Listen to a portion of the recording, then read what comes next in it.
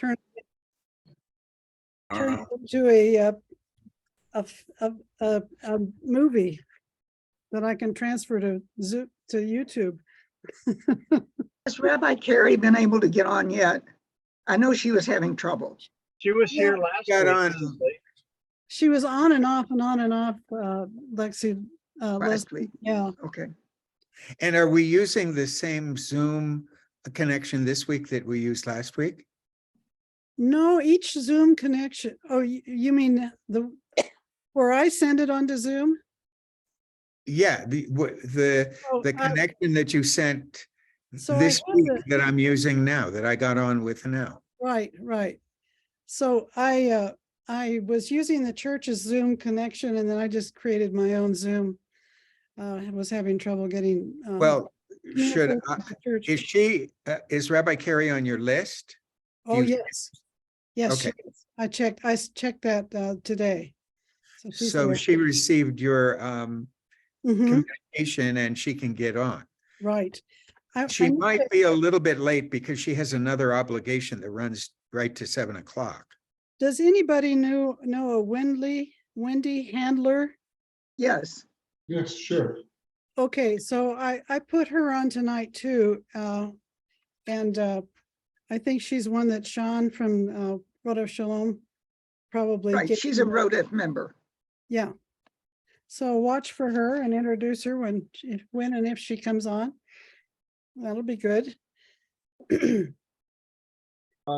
Sandy, do you know when people log on? Suzanne Beatty just emailed me to say she could not log It on. will disappear. Sandy, I think you're muted. I can't hear you. She's not talking, Dick. I'm not talking.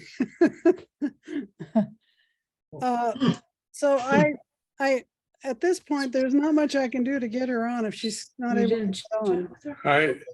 I'm still having trouble hearing you. It doesn't show you muted. Maybe I can it's hear us. you. It may be us. And I think it's you, Dick, because we can all hear her. I can hear. Okay. And I'm having trouble too. Don't Katie you love said. technology? yeah. If there's anything that gives me anxiety in this life, it's technology, making it work. And I've been at it since the beginning of the Macintosh computer. So I should be an expert, but I'm not. I'm still struggling with all the upgrades and God knows what else they're doing.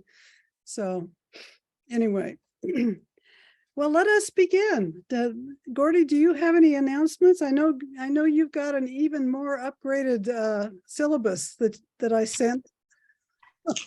Right. I just the purpose of that was to update we agreed that we would not meet the night before, Wednesday night before Thanksgiving on the 23rd, November 23rd.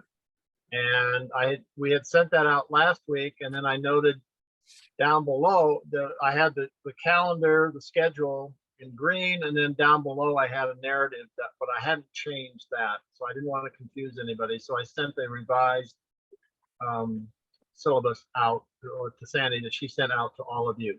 So bottom line is we're not meeting 2 weeks from tonight. We'll meet next week, but not on the 23rd. So your narrative was confusing, the narrative? Well, it was different. It was the original, and I didn't want anybody to be confused. We are not meeting on November 23rd. Okay.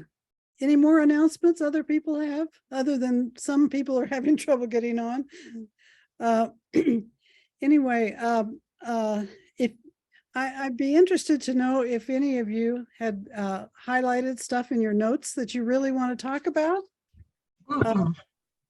There's a lot to talk about, and I'll just read the scripture, and then we'll launch if anybody wants to start out, and if not, I will continue with the outline until we come to a topic that you want to do.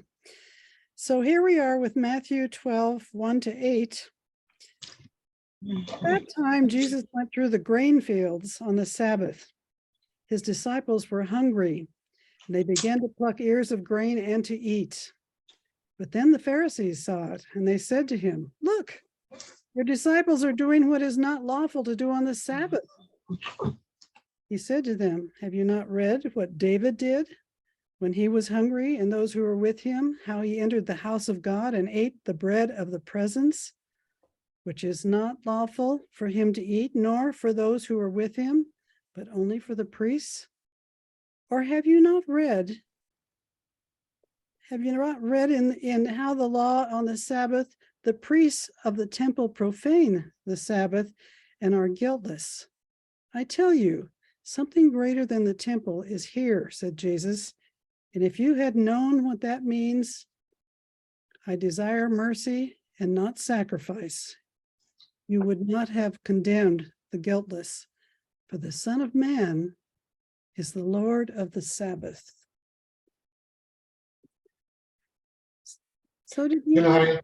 Can I, It- just Okay, ask- Paul, go for it. You started us out last week, I Right, think. well, it's a real provocative speech from Matthew, because to an innocent like myself, it sounds as though Jesus is announcing to his disciples and to Rabbi Neusner, actually, that he is the Lord of the Sabbath.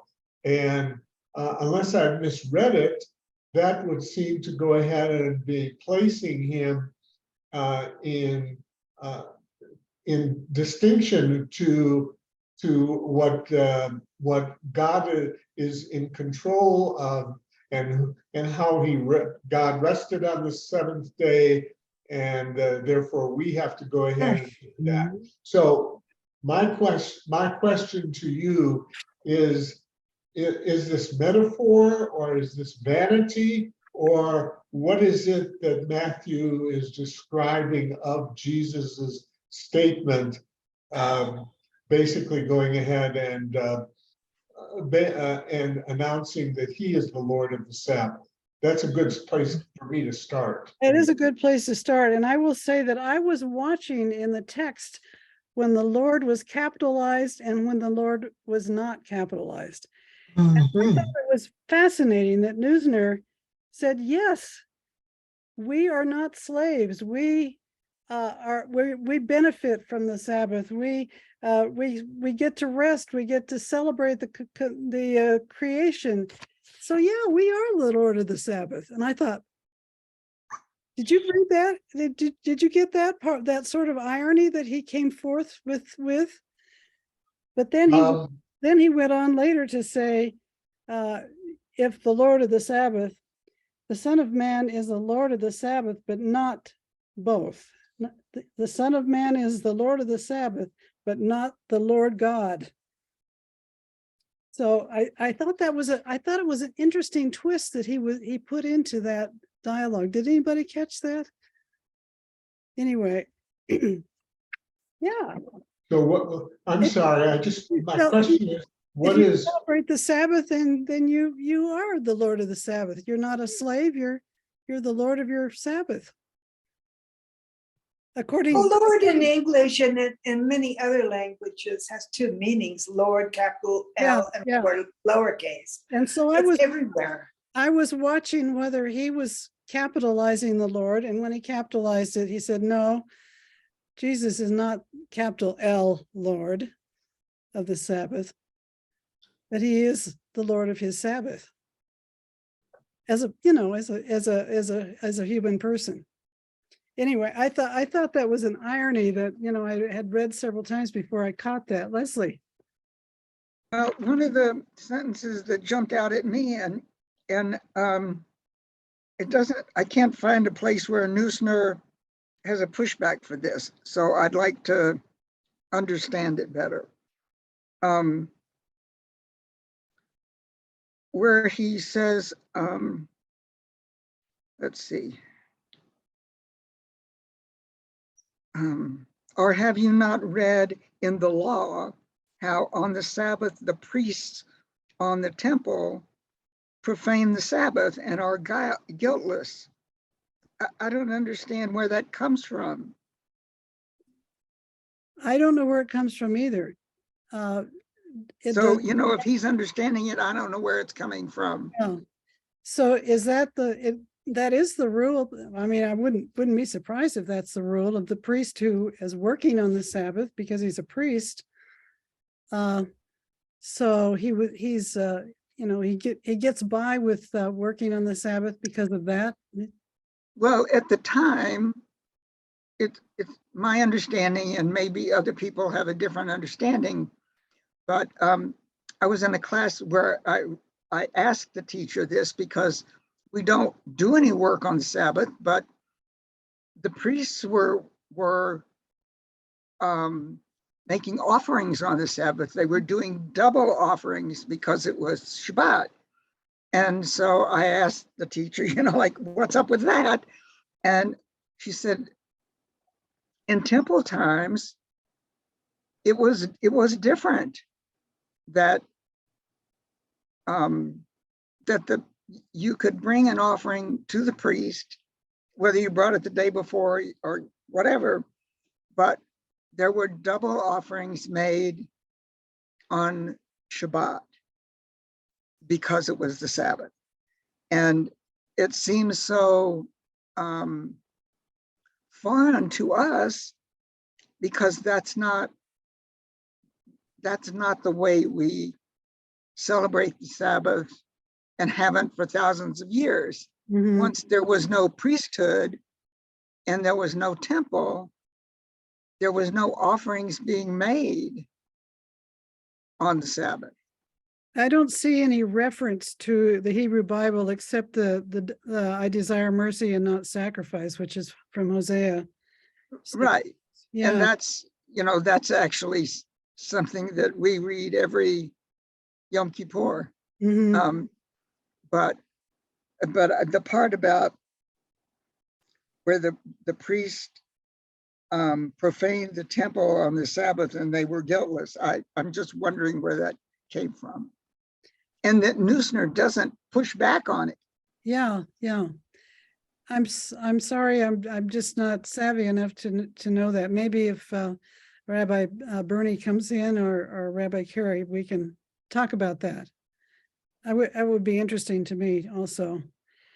From the same section, Jesus is talking about his disciples being hungry in the field, and they plucked some fruit from a tree. That's not against the commandment. It's reaping during Sabbath that is not permitted. Plucking and reaping are two different things. I'm sorry, say that again. I don't know if I heard that from somebody else today or if I saw it in Neusner, but the idea is it's not a commandment against the Sabbath. It's not a commandment that you're not supposed to pluck a fruit. That's not work. But you are not supposed to reap a harvest during Sabbath because that is work. Because it takes a piece of metal or material to use to work with, and that makes it work. But just plucking something doesn't make it work. Also, I heard that you can't shake a tree to make the fruit fall because that's work. Yeah, that would make sense to me, but I don't know what the law is about that in the Jewish tradition. Okay, the stakes for the Sabbath are very high. For not working on the Sabbath stands for more than nitpicking. It is a way of imitating God. Jesus identifies a critical issue. Jesus treats the Sabbath in two statements. First, in the setting of our relationship with God, and second, in the context of the things we do and do not do on the Sabbath day. But this is a worldly moment that bespeaks eternity, says Nesner. And then he goes forth to quote, all things were delivered to me by my Father, and no one knows the Son except the Father, and no one knows the Father except the Son. And come to me, this is Jesus, this is from Matthew. Come to me, all you who labor or are heavy laden, and I will give you rest. Take my yoke upon you and learn from me, for I'm gentle and lowly in heart, and you will find rest for your souls, for my yoke is easy and my burden is light. I have to say, when I was in junior high, I got such comfort from that passage. Yeah. But when I looked at my commentary, and this is just one Christian interpretation of that passage, I will just interject this at this point, and that is that it immediately follows a passage about the woes of the whose beautiful music is that? Sorry, it's mine. It follows a passage about those unrepentant cities of Chorazin, Bethsaida, and Capernaum, who alone were witnesses to over 35, those three cities, 35 of Jesus' miracles in this text. And they didn't recognize or care about what Jesus was distressed that they didn't recognize about the personification of God's wisdom that was in their presence in the midst of all those miracles. So Jesus said then, and this just immediately follows that whole thing about the cursing of the woes of those cities. When he said, take my yoke upon you and learn from me, according to this commentary, Jesus' yoke is the reign of God, the reign of justice and mercy, and the yoke is the Mosaic law, according to this commentary. That certainly wasn't the way I was reading it when I was in junior high.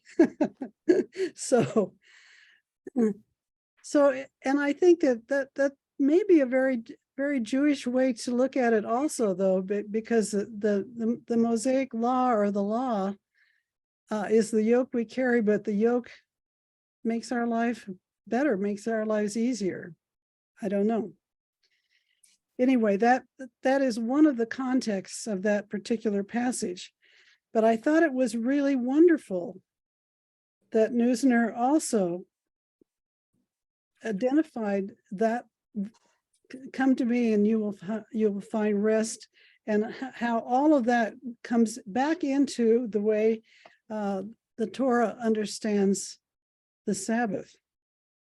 So he was, I think he was being very creative with this text in this particular chapter. He was linking all of these things back and forth in a way that they make sense both ways. So keeping the Sabbath, he says, makes us like God.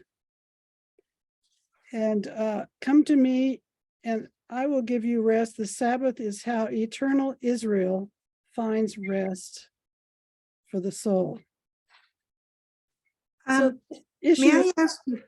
the issue is not trivial. The stakes are high. If you call the Sabbath a delight, if you honor it, not going your own way, then you shall take delight in the Lord. Roberta, did you want to say something? Yeah, I'm thinking about no one knows the Son. No one knows the Father except the Son. And I just looked it up in the Greek. And it's not just knows, it's fully knows the Father except the Son. It's a different word. It's a different concept of knows. Like, I know the election was held today, but I know a good Democrat and a good Republican. They're two different concepts of know. And here in the Bible, it says epigeno, to know fully. That's, I've been doing a lot of studying of Jeremiah, and Jeremiah said that what God really wants is for us to know God, deeply know God. Yeah. And he, and I guess I can't remember which commentary it was, but it could have been Abraham Joshua Heschel that was talking about it. Could have been that. It also could have been Martin Luther King's doctoral dissertation that I was reading about knowing God. Yeah. And I think it was Dr. Martin Luther King's dissertation. Anyway, he suggested that knowing God was knowing God like we know God in the Song of Songs. That beautiful romantic poetry to know God that way. And of course, the Jews consider the knowing of God to be a community effort. But this was another way of deeply knowing God, as you know God, and God knows you, just as a couple of lovers.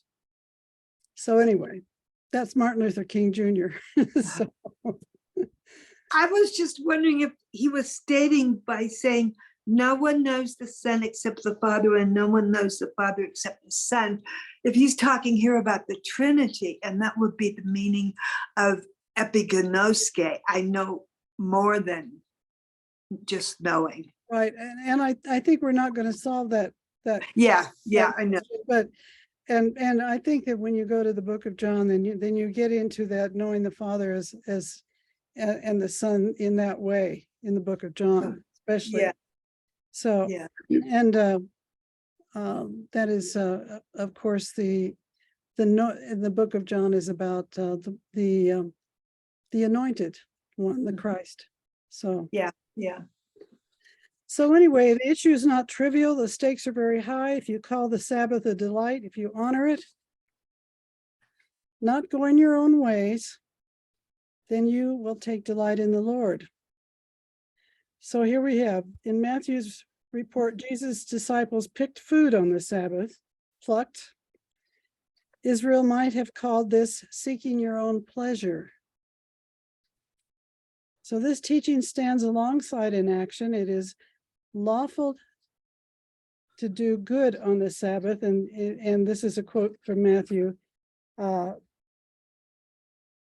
follows. And then the issue, says Nesner, is about the Sabbath is not a question of ethics, whether it's about doing good or not, he says.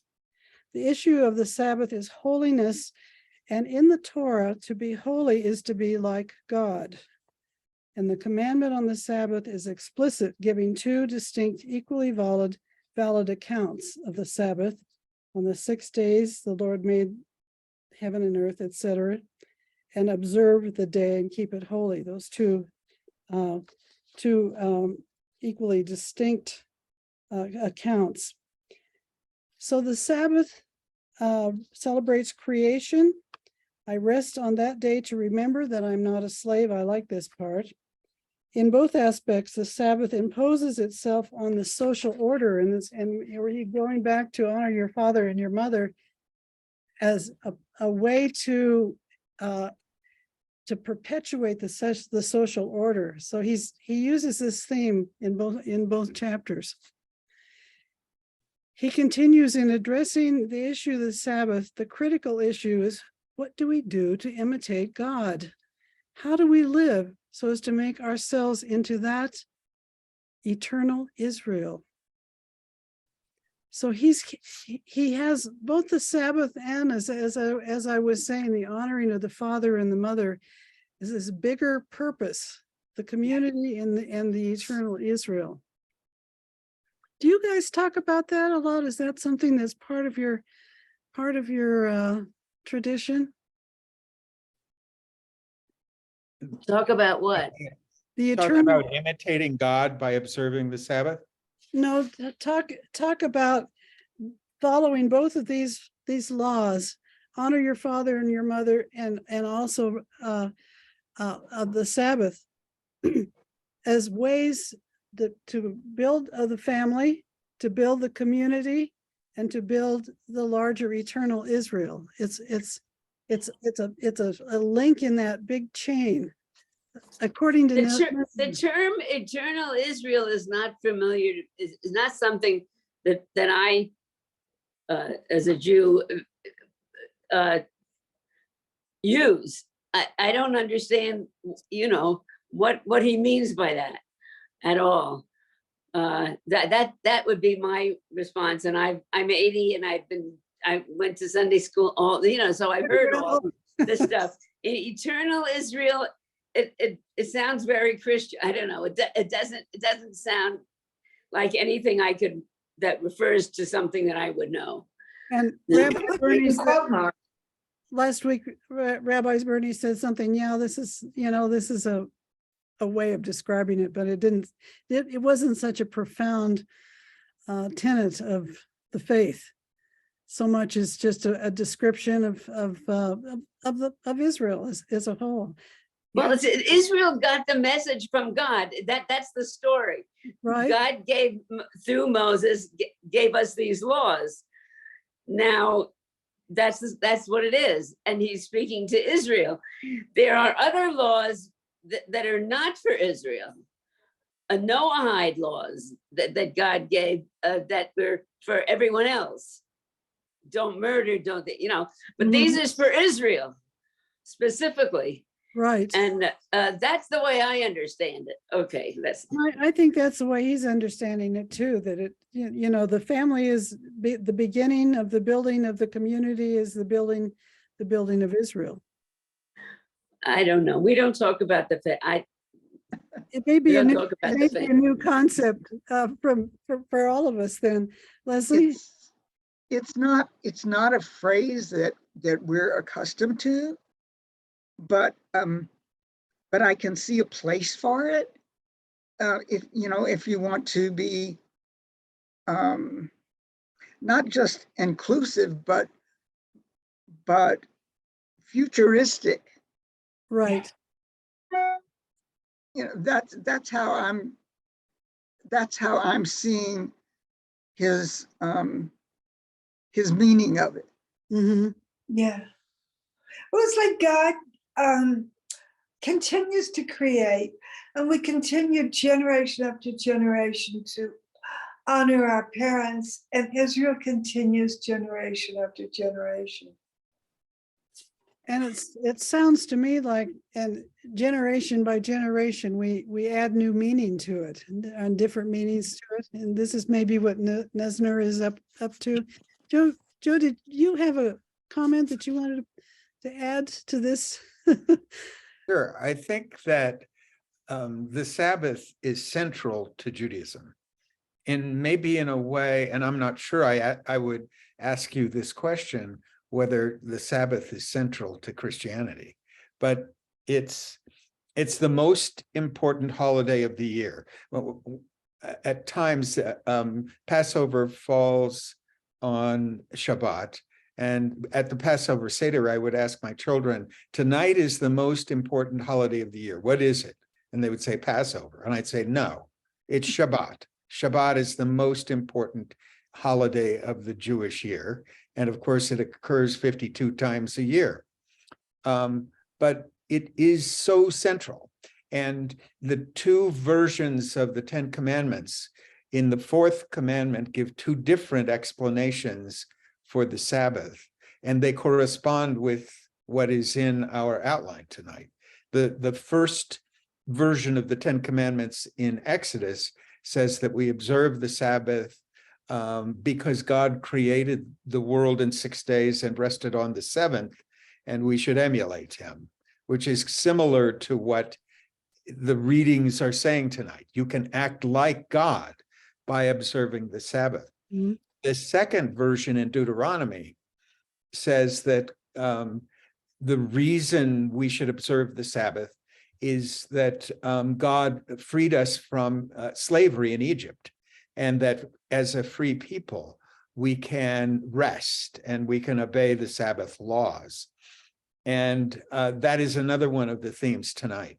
But historically, I don't think it can be questioned that that the Sabbath and observance of the Sabbath and recognition of the Sabbath has been a mainstay of Judaism. It may have been an important factor in the preservation of Judaism over the millennia.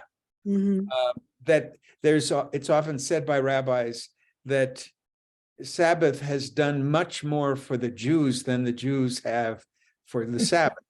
And many of us don't strictly observe the Sabbath. Most of us, I think the people in this room are not technically Shomer Shabbat, which means to follow the Sabbath laws strictly.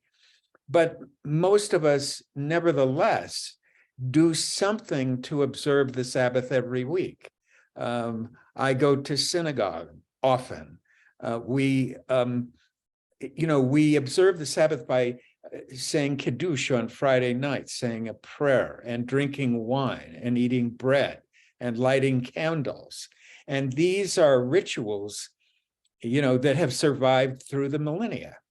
And so when Jesus talks about people can get away with not observing the Sabbath strictly, he's saying something that strikes many Jews, I think, as offensive or as contrary to our notion of the Sabbath.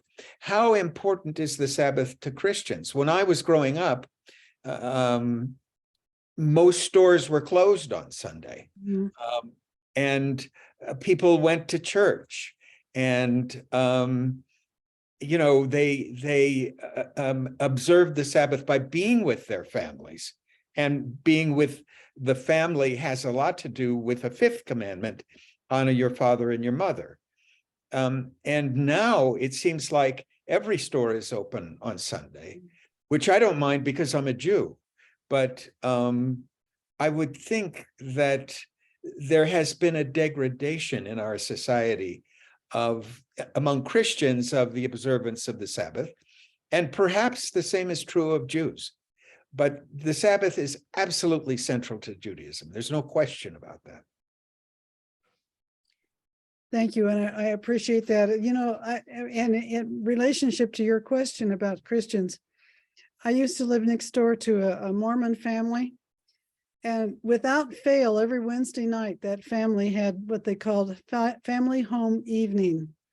And when I was reading this about the Sabbath, I was thinking, this kind of building of the family around being together like that is very much like, what I was understanding about honoring of the father and mother, and of having a Sabbath, having a time. And like you're saying, Joe, of having a time together where you light candles and you celebrate each other, and you celebrate the Sabbath. So, okay, Gary. Gary and Jerry, and then Gail. Okay. Thank you. I do wonder whether or not we may be overstating what right when we say that Jesus is not prioritizing the Sabbath laws, right? As understood at the time. I think it's worth remembering, and it is actually in the Christian. Hello, It is actually in the Christian text, how are you?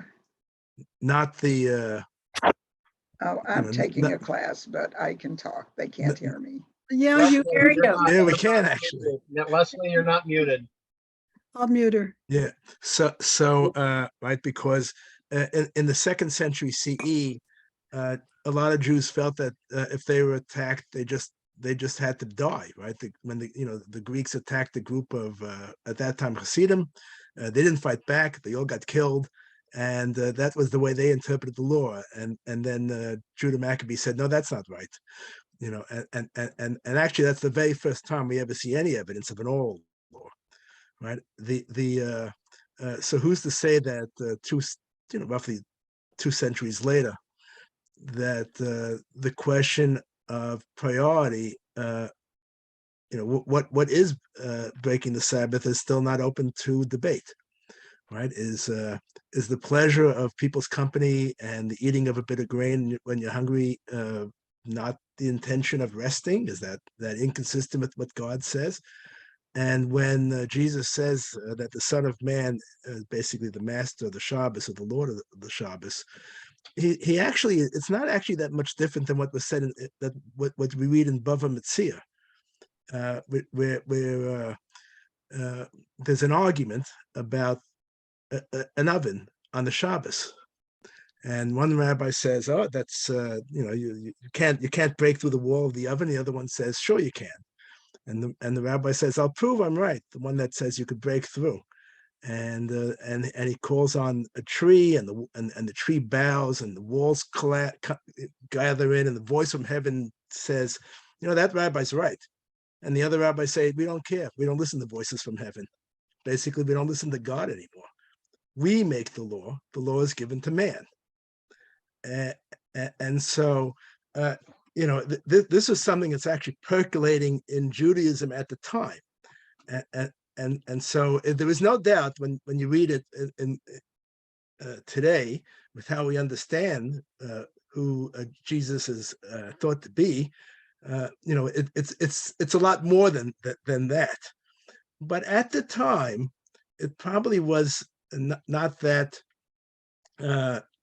far off from other rabbinic thought, and it's also worth noting that Jesus didn't go seeking an argument over this. People came to him to argue, Mhm. and so it's again, I think that there's a Jewish context here that this fits into, and perhaps I'm just reading too much into whether or not Jesus is really encouraging what would have at the time been seen as certainly Sabbath breaking. I think that's open to debate. It seemed to me that Nisler was more comfortable, though, understanding what Jesus was driving at and making that connection to what he's driving at. To me, it was a very creative, sort of interesting discussion that he was having about it, because there wasn't a lot of disagreement. The only disagreement was that Jesus was God of the Sabbath. But other than that, we are all Lord of the Sabbath as far as he's concerned, just being people. Right. Yeah. Jerry, what do you think? Well, the question was asked, how does a Christian view the Sabbath? And when I was growing up in the Christian church, the Sabbath was, I think we looked at it very similar to the Jews. That it was a very special day to be put aside for the worship of God. And when I was a kid, our family spent 3 or 4 hours in church on Sunday. And as was pointed out, at that time, stores weren't open. I can remember I was probably in college before any stores were open on Sunday. But our world has become a secular world. The Judeo-Christian influence on our world today is declining yearly. And that's a sad thing in my mind. The kids now have soccer games on Sunday. They have Little League Baseball on Sunday. And so the parents are really required to take them to their games and probably watch the games, and maybe that's not work. It probably isn't, but I don't know that it's in keeping with what God or Jesus meant by keeping the Sabbath. And I think that, one of the advantages I've felt in rereading this and reading this discussion by Nesner is that, there is something there that we're missing out on. And I think, Jerry, I think you were referring to that. I think that there's, maybe there's a reason why we're all sort of anxious and losing our minds these days, because we're skipping what's important. We're not building a good foundation for our own health, for our own ability to survive it. Leslie, what do you think? Oh, wait, Gail had a question a long time ago, Sandy. Okay, Gail, let's. Oh, sorry. Whoops. Do you hear me? Yes. Oh, I'm at my kids and I'm futzing with my phone. I brought my iPad with me, but my iPad's too old to be in the meeting. But back to what Sandy, you said something that was my train of thought. And then Joe spoke to it, Jerry spoke to it. And I wanted to add that keeping the Sabbath holy for us, and Jerry and I talk about this a lot, coming from different faiths, but believing the same thing about the holiness of our Sabbath.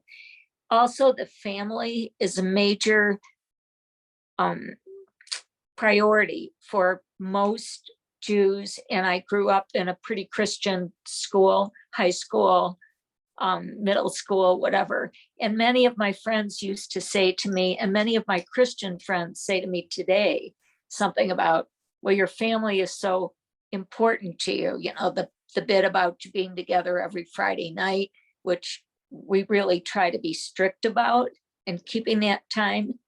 I'm sure there are many Christians who feel the same way, but back to what you said originally about the God, Sabbath, the family, and then going on to that phrase about the eternal Israel. I'm not familiar with that particular phrase either, but I think for men, I don't want to say most, for most Jewish people, family is the big deal with the Sabbath.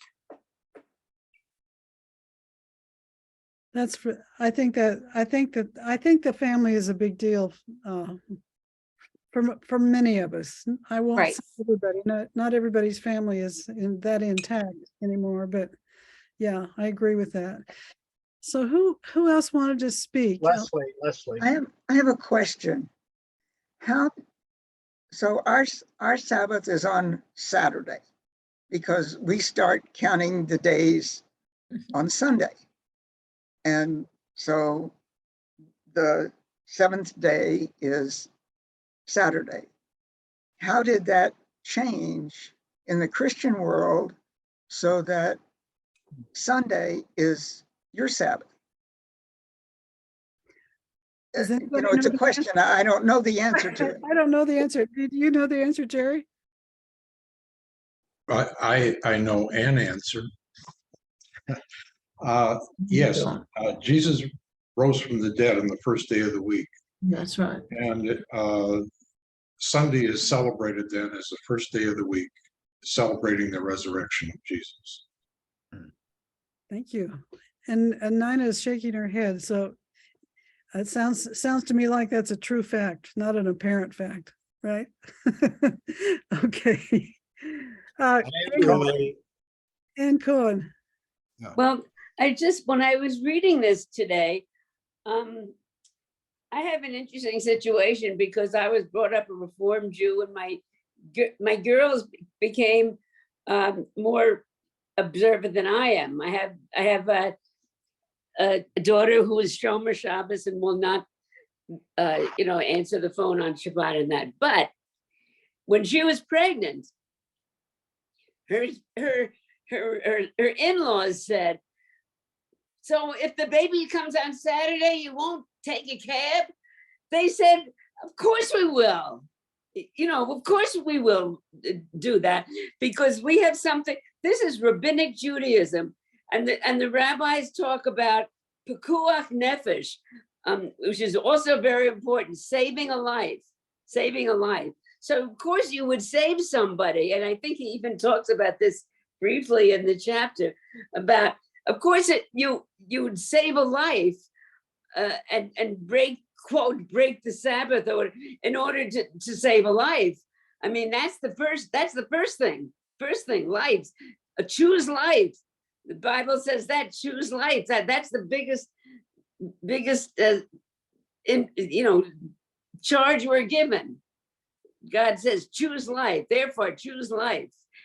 And so that when we actually celebrate the Sabbath, the rabbis have put very, very specific, it's become a very specifically, ordered and with rules of what to do and what not to do on the Sabbath. And some follow it and some not, but it's become, we've made rules about it. So it's you can, if you don't know, you call your rabbi and say, well, can I do this? And they would, because the point being, to us, it's important to follow the rule and do what God says, but we don't know exactly. We don't know.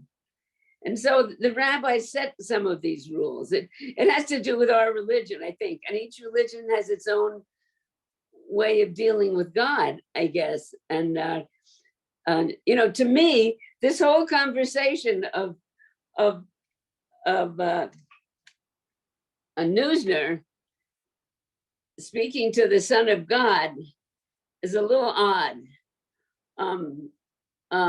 It's not, you know, it just is. It's odd. Because they don't come from the same assumptions. And so the language gets, you know, gets fuzzy. That's all I'll say about that. I also have a question. What does Son of Man mean in relation to Jesus? What does that mean, Son of Man? It's very, very curious, passage that we're not always sure about what it is. Nina may have some more ideas about that, but it appears and Jesus uses it, you know, according to Matthew and according to Luke, and Son of Man can mean son of a human person. Okay. And Son of Man, Nina, can you help me out on this? She's hiding. Oh, and Jerry can chime in on that, and Jerry can chime in. too. Jerry, what do you think?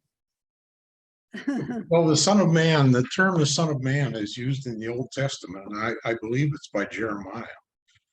And it's used in one or more than one book, I believe, the Son of Man. And Jesus took this phrase to referred to himself as the Son of Man, meaning that he was the Messiah. That was his intent in using that phrase. It's very That's easy, fine. though, to also attribute it to the human aspect of Jesus too. Yeah, Son of Man with a lowercase m. Yeah. Sandy, if you And could there's tell, the Son of Man with a capital S, Son, which is more is more of a reference to his divinity. Anna, did you have something you wanted to add to that? Oh, Roberta, before you go, Gary had his hand up for some time now. oh, Okay, sure. Yes, sorry, Paul, too. just to respond to this question about the Sunday being the seventh day. The Sunday was the seventh day when the Romans adopted the calendar, the 7-day week, actually the ISO organization recognizes Sunday as the seventh day even today. So it goes back at least. It's actually pre-Christian, or roughly at the same time, right? So it's very likely that when Christianity became the official religion of the Roman Empire, then the seventh day of the week remained Sunday. Something as prosaic as that, because because I don't think that's a coincidence. In other words. thank you. Paul had his hand up too, Sandy. Paul? Yes, so I have is there some commandments, are there some commandments that override the Sabbath? And I'm thinking personally of an episode where my second son was privileged to be born on the transition between Friday and Saturday. And so we had the opportunity to go ahead here in Denver and celebrate his circumcision on the 8th day. And the only complication is that we had to go ahead and house the mohel, the circumciser, so that he wouldn't have to go ahead and take transportation to go ahead and perform the circumcision on the 8th day. And that occurred a long time ago. And so the concept that you could do nothing on the 7th day except sit and rest is really violated, or at least is overcome by perhaps a superior commandment, or at least another commandment that basically says, and you shall go ahead and circumcise your son on the 8th day. And so interestingly enough, Rabbi Gerson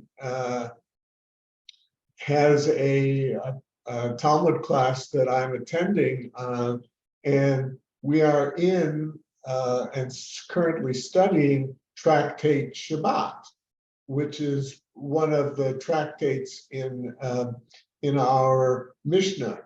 And one of the things that I was reading about in this particular on this particular topic was that it is a legend, but it is alleged in Tractate Shabbat that the 10 Commandments were given on the Sabbath, and that there are many kinds of determinations and descriptions, which I don't want to get into, that justifies why that is.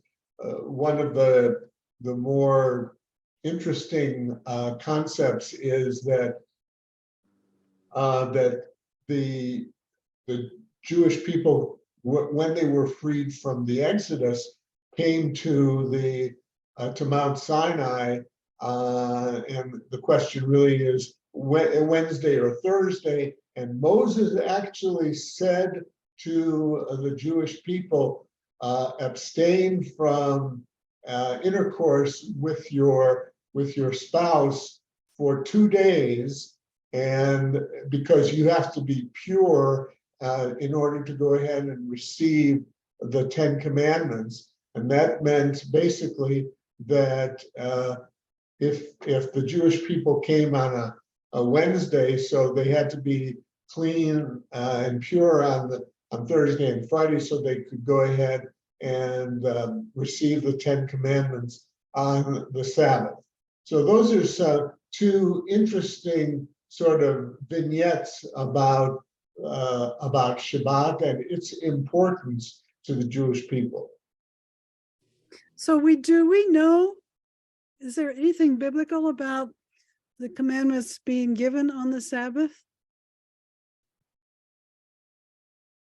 I guess I don't understand. Is your anything question, do we know that was the case? Yeah. Well, apparently the texts in Exodus seem to go ahead and take off from that particular textual material in Shemot, in the book of Exodus, that in fact that's when the 10 Commandments were given, and the Moses basically said that we have to be in a state of purity. And so that's one way of going ahead and understanding the importance of the Shabbat, that we deal with that particular day as a day of extreme Holiness. So I would accept that. Yeah, that's interesting. Roberta, what's up?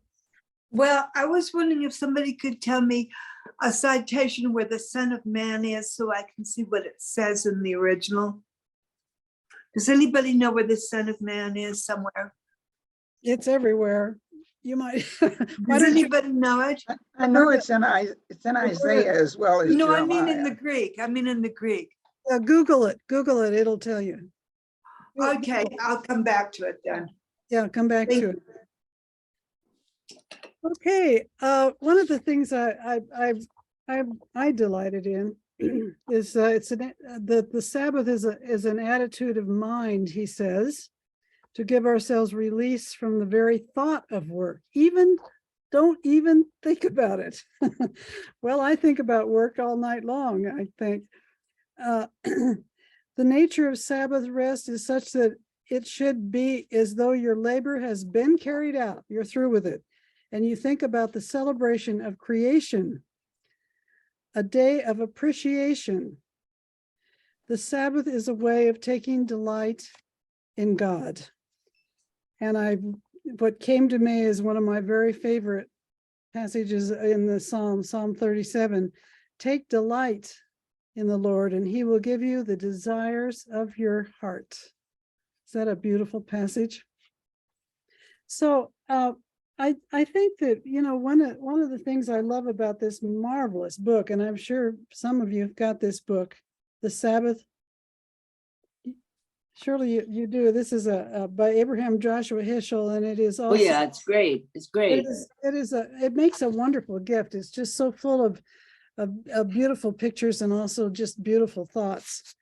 But one of the thoughts that he has in the book that I found to be wonderful is when you're celebrating God's creation on the Sabbath, celebrate your own creativity on the Sabbath. And I thought, how neat. I was an artist in another life, and I thought, this is a time when I can be an artist on my own terms. I don't have to be following somebody else's instructions about it. I can be creative on my own terms. So I think that's one of Heschel's beautiful comments about the Sabbath. And also, while you're celebrating creativity, be creative yourself at the same time. So here's another aspect of the Sabbath that I found to be very interesting. The social order of eternal Israel takes shape not in the division of time alone. It concerns the delineation of space, where society becomes concrete both in time and in space. So God told Moses to tell the people to stay home on the seventh day and remain, every man of you, in his place. Let no one get out of his place on the seventh day. So people rested on the seventh day. And resting means performing 1 day a week, the circle of family. And I think that was referred to by Joe, the circle of the family and the household, re-entering the life of the village and the community is part of it. It is the Sabbath that makes the Jewish family a holy family. We're dealing with the interplay of time and space on an enchanted day, the day that turns us into something other than we think we are. Does that resonate with anybody? The Holy Family? Joe, Yeah. It totally. That's the Sabbath is the day when we connect with God, or a special day devoted to activities which connect us to God. Mm-hmm.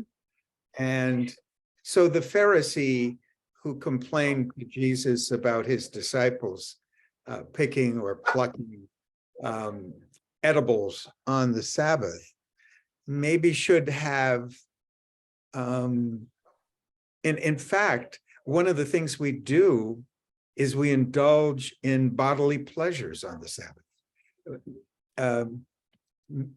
Husbands and wives are supposed to have sex on the Sabbath, according to the Talmud. You're supposed to eat special foods on the Sabbath. You bring out your best clothing, your best silverware, your best china. And it's all to promote family and closeness to God. And those of us who live in families that observe Sabbath in that way look forward to it. It's a gift. It's a blessing. It's a treat. It's not something where you deny yourself. It's something where you indulge yourself, and that promotes creativity, as you said, Sandy. Mm-hmm. And use of your imagination and doing things that you're not locked into it during the 6 day week, right? Right. Yeah. Ann Cohen. I just want to add that Shabbat is great because you have two souls. And my understanding is that there are two souls. So you know, you take a Shabbat nap. It's really wonderful, you know, it's whatever, that kind of thing. Yes, and so, yes, we do have this sense that it's a special day. Many of us celebrate it in different ways, but that's right. The Friday night, I go over to my daughter's for Shabbat dinner. You know, that's just because it's Friday night and that's what I do. And we have Shabbat dinner. I mean, this is something people celebrate it in different degrees in different degrees or in different ways.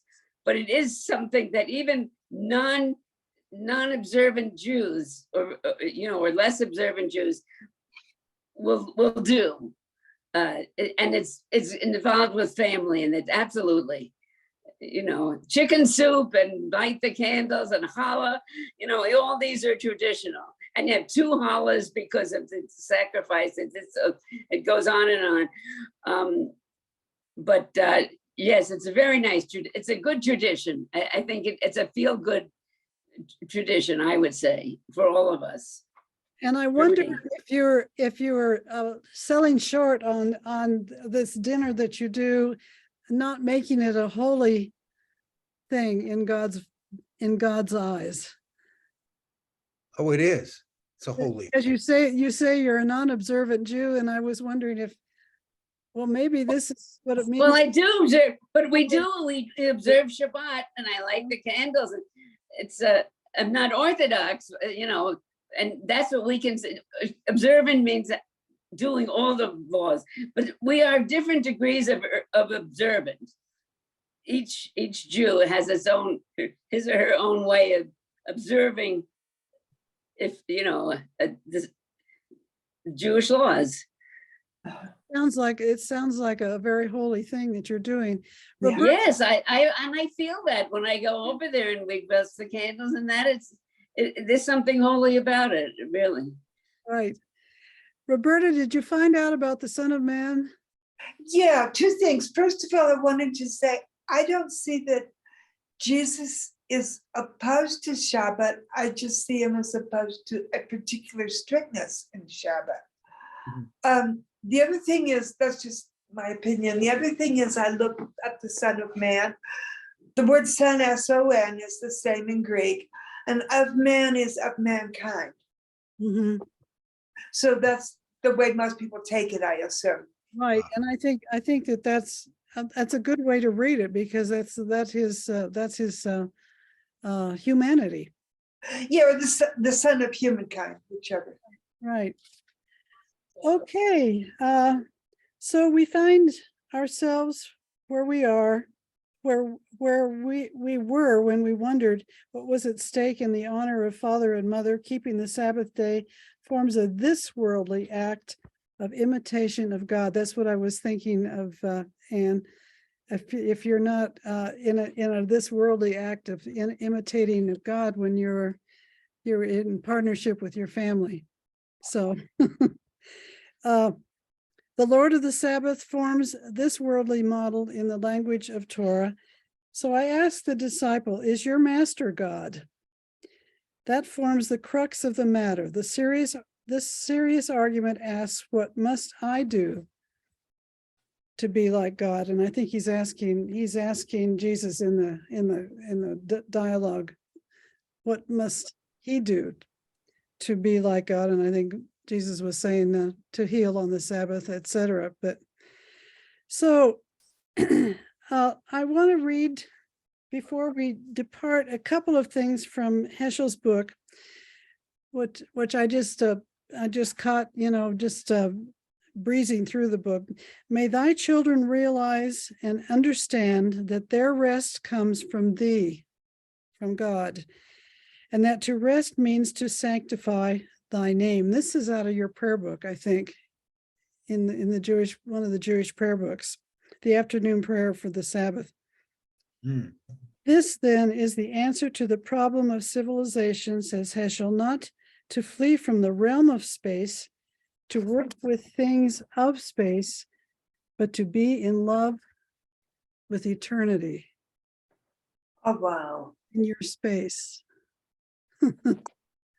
And I think that you know, back to what Anna's talking about with her evening meals with her daughter, that she is in love with eternity when she's in that space with her daughter, right? Yeah. Another quote, to men alone is elusive. To men with God, time is eternity in disguise. I'm sorry. To men alone, time is elusive. To men with God, time is eternity in disguise. Creation is the language of God. Time is his song. And things of space, the consonants of the song. To sanctify time is to sing the vowels in unison with him. This is the task of men, to conquer space and sanctify time. All of those physical things you're doing, you're sanctifying that time, being with each other, being with your family, being holy. So any closing thoughts? That was a nice closing. That Yeah. was that can be, I would say, I would make this psalm my benediction. My benediction was to take delight in the Lord, and he will give you the desires of your heart. Nice. Shabbat shalom. Psalm 37. Love, everybody. Lots Bye of- all. See you next week. Stay well, Bye. everybody. Hey, everyone. All right. Be well, stay well. Thank you, Shalom. Sandy and all. you. Oh, Anne, hang in here. I want to ask you a question at the end. Me? Moi? Okay. Yeah, you. Are you teaching at Ollie? Yes, I hope so. What are you I think teaching? so. What are you teaching this time? Short stories, Kafka short stories. Oh, more Kafka. Yes, we love Kafka. He's- Okay, when do you start? When did it start? I don't know. I'm sorry. I don't know the dates. Do you know the days, the days that it is? No, but I'll look it up. look- yeah, I'm sorry. I don't. I probably have it written down, but can you look it up easily? Yeah, I'll look it up. Okay, thank you. Because you don't want to wait while I look it up. I Do you hope want to? Do you want me to? Do you No, want me? I hope I can join you, because I'm on Tuesdays and Wednesdays, are tough times for me to get away, so. Yeah, I think it's gonna be, I asked for, Wednesday afternoon, but we do with- I wrote, let me see if I wrote it down. Oh, I did, very cleverly, March 27th to May 22nd. Okay, That's Ollie Spring. and that's on Wednesday. Well, I think I asked for Wednesday afternoon, yeah. I'll I look it don't, up. I don't do mornings if I don't have to. So enjoyed our class before, so. Oh, good. Yeah. Well, this is great. And this is really wonderful studying the news, the Newsner with you. I just, don't you find it interesting? Yes, I found it to be very rewarding, and also reminding me of what we're missing. You know, not being more in tune with the commandments. We're missing a lot. Okay, right. I think it's a very interesting, the fact that he does this discussion, it's odd, but he does it. I mean, And I just consider it to be, you know, like if you're writing a book, you have to come up with a problem, so you solve it. yes, Okay. yes. So that's okay. You're a literature teacher, so, you know, you can be forgiving for him coming up with such a crazy. No, not at all. And you don't find this disrespectful at all as a Christian. No, I don't. I find it to be just helpful for me to realize, you know, how much adrift we are from, you know, the benefits of following those commandments. So Yes. You know, It makes last us think. it makes us think, really, yeah, of something we should think of it, that Yes. behooves us to think of. I find Heschel's book amazing. It really is. Well, I'm glad you're enjoying it. Oh, Heschel Last is week I wonderful. read Nice to- 613 You did? commandments. We're talking. Huh? Oh, I said last week I read 613 commandments. And not a single one of them says you have to be perfect. That's right. Well, maybe you can join us for our Kafka class, Roberta. Yeah, right. Oi. Lots of love to everybody. Love to your Yes, daughter. you too, Sandy, and stay well. Thanks, and Bye. stay well, everybody. Bye, Lots Roberta. of love. Good night, Bye-bye. everybody.